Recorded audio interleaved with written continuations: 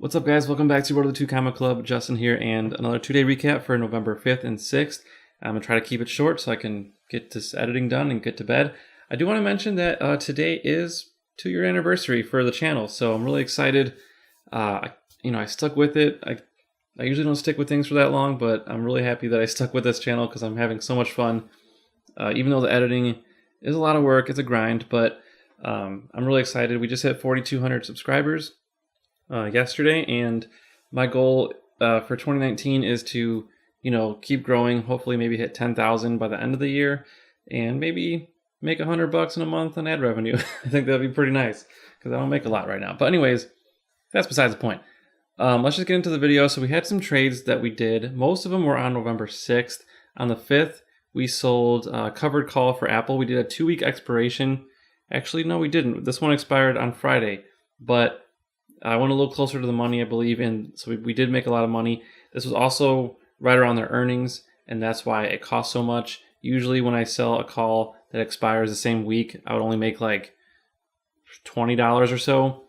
But because implied volatility goes up usually before earnings, the options do get more expensive. So if you're selling calls, it's a good time to sell right before earnings because you make a lot more money. However, you kind of want to, it's one of those things where like you could sell it and then the stock could go up a lot, and then you might be at risk of losing your shares of stock unless you buy the call option back at a higher price. But that's for a different video. I've already talked about that anyways. But let's go through the trades so I don't ramble too long. We did get some TQQQ calls, and having done more research on it since then, I probably won't be buying these anymore unless I'm keeping it for a really short amount of time. Just the way it's structured, it's a leveraged option. It's a leveraged ETF, the TQQQ, and it doesn't work quite the same way as a regular one. So I'm just going to avoid it until I learn more about it. But anyways, I got some Apple calls. We got the trade desk calls because I was looking at the trade desk, and they, looking at this chart here I'll post on the screen, they absolutely killed it the last 2 earnings. So I was thinking they were about to report earnings again. Maybe since they dropped down a little bit, maybe they have room to go back up. And so I did get some calls. So I don't remember quite what happened, but we'll see what happens in future videos. But going back to the trades, bought some more Aurora Cannabis calls, and then I bought some Budweiser calls merely on speculation because I'm just anticipating Budweiser wanting to get in the cannabis industry after seeing all the other companies doing it. And I think I recently heard that they were thinking about it, but I don't have an update for you yet, but we'll talk about that more later because I'm going to hold on to that for a little while. And then some more Canopy Growth Corporation calls. So we did a lot of trades, and yeah, so let's just see how the stocks did on the 5th. And it started out green for the Dow, and then it ended up barely up. Actually, no, it ended up quite a bit. The Nasdaq went down, but you can see Netflix, and then Tilray, Canopy Growth, and Kronos all went up. And you'll see that happens the same with the next day. But let's go to our winners. We actually lost, we lost some money this day, so we didn't have many winners, but our Canopy Growth calls did help us out the most. But again, we didn't make that much, so we ended up losing quite a bit. Our losers, we had Amazon, Apple hit us pretty bad. And yeah, those are pretty much our biggest losers. So let's go straight into the next day. You can see more green with the Canopy, no pun intended, but the cannabis stocks.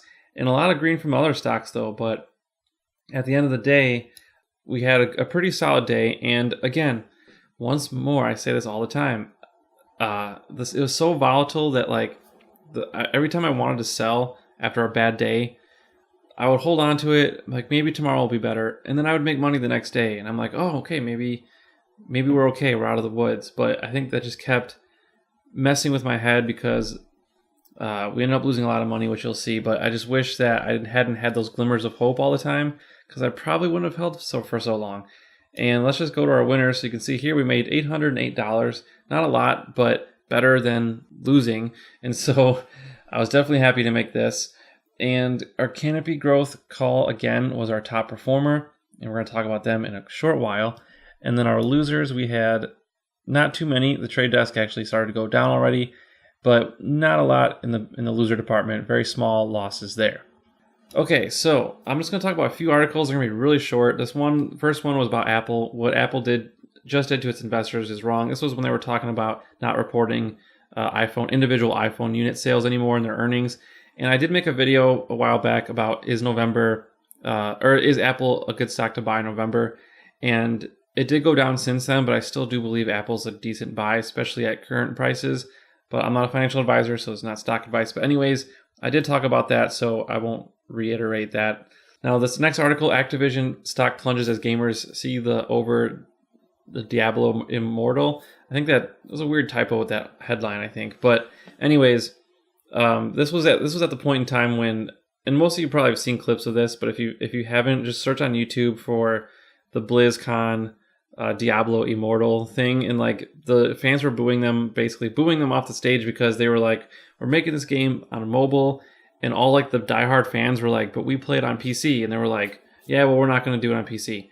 And so they were pretty reasonably so, they were pretty upset, and their stock went down a lot. And I think I still have an Activision call, I can't remember, but I'm not as bullish on them after this. But again, if they can get over this hurdle, esports is still blowing up like crazy. So in the long run, I think they'll be fine. They just need to do better at listening to their customers, because I mean, that's like business 101. But anyways, so the last article, weed wins on election day, so what comes next? And this article, this is why canopy growth in those cannabis stocks did so well, because this was during the midterm election, and November 6th was the Tuesday that was the midterm elections. And I'll just read this part here. Michigan voted to legalize recreational use of cannabis. I think I talked about this maybe in the past, but Utah and Missouri legalized it for medicinal use. And then North Dakota, they shot down the vote for recreational use, but it's still medical there. And the fact that Michigan passed it for recreational use, that was huge. It was huge news just because it wasn't too long ago that no one would have ever expected marijuana to be legal anywhere in the country. And now that it's becoming legal more and more states, it's like becoming like, wow, like it's actually going legal. Like everyone's starting to realize that this is happening, and they're excited. Most people do want cannabis to be legalized recreationally. They did a poll I saw on CNBC at the time that 2 out of 3 Americans want or agree that it should be legal for recreational use.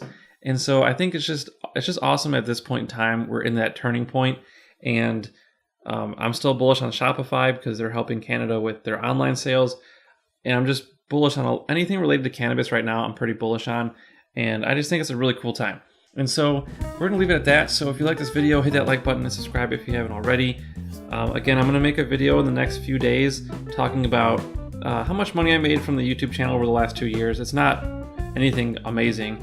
A lot of YouTubers who've been doing it less time than I have are making a lot more than me, but I'm still going to talk about it just to kind of show you, in case you're interested, how much you can make in case you're thinking about becoming a YouTuber full time.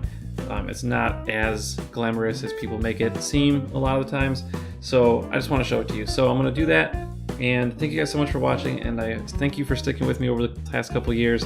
I love you guys so much. Have a good night, and we'll see you tomorrow.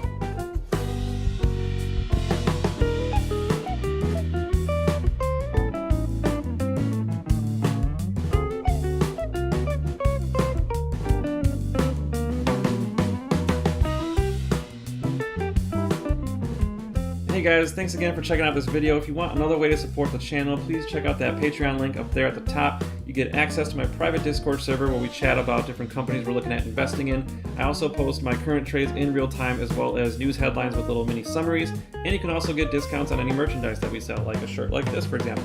And if you want to just subscribe to the channel, I would appreciate that as well. You can just click that black logo there at the bottom. Thanks again for watching, and we'll see you in the next one.